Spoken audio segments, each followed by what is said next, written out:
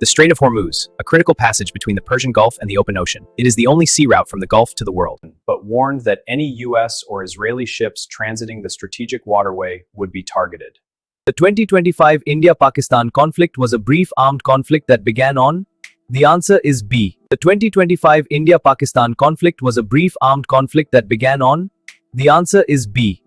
Who has been appointed as new spokesperson for Ministry Foreign Affairs? Answer B. Tahir Andrabi is correct.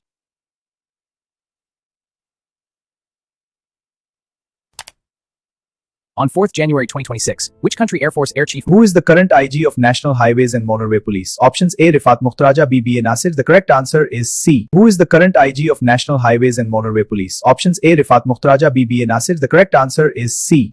Let's review the options. It's not A or B. The correct answer is C. Asim Iftikhar Ahmad. Who is the current Director General of Federal Investigation Agency? The answer is C. Dr. Usman Anwar. Who is the current Director General of Federal Investigation Agency? The answer is C. Dr. Usman Anwar. Who is the current Director General of Federal Investigation Agency? The answer is C. Dr. Usman Anwar.